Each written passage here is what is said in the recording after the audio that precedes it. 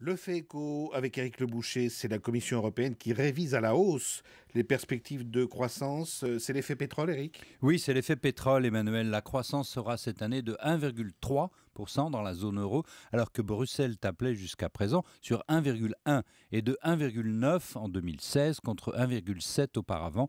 Plus 0,2%, ça paraît peu, mais c'est essentiel par rapport à 2014. Souvenez-vous, l'an dernier, on avait espéré une reprise, puis elle s'était cassée net durant l'été. Cette année, on redémarre avec prudence, 1,3%, mais ce 1,3% se consolide, cela va dans le bon sens. Et c'est la bonne pente aussi pour la France. Oui, pour la France aussi, Bruxelles table sur une croissance de 1% cette année et de 1,8 en 2016. 1,8, c'est un chiffre qui doit faire rêver François Hollande. Avec ce 1,8, le chômage baisserait franchement, ce serait bon pour sa réélection.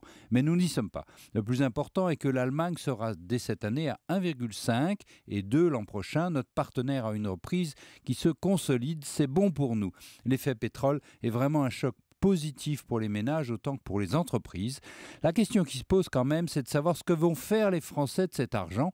Vont-ils l'épargner en se disant qu'il vaut mieux rester prudent ou vont-ils consommer, un peu comme les Américains qui se disent que la reprise est solide et qu'il faut y aller? Le comportement des Français, lui, est encore incertain. Alors au même moment, à Bruxelles, le commissaire européen Pierre Moscovici a rappelé, c'était pendant la conférence de presse de François Hollande, que Paris devait faire de plus amples efforts d'économie budgétaire. Oui, au passage, c'est quand même cocasse de voir celui qui a creusé les déficits comme ministre des Finances venir maintenant donner des leçons à Paris. Mais bon, soit. La différence, pour être précis, porte sur l'appréciation du déficit, non pas cette année, mais sur celui de 2016. Paris annonce une trajectoire de réduction de ce déficit à 3,6% en 2016.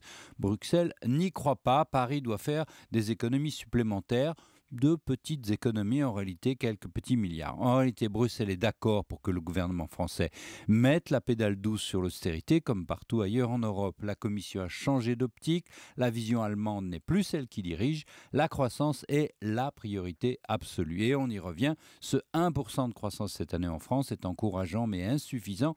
Comment obtenir plus? Les mesures déjà décidées, comme le CICE, vont entrer en pleine application cette année, seront prolongées en 2016-2017, mais le pétrole vient heureusement donner une aide formidable. Toutefois, comment redonner une pleine confiance aux ménages et aux entreprises?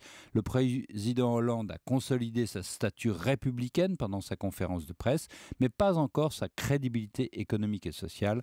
Il en faudra encore un peu plus. L'analyse du tout écho. Merci Éric Le Boucher.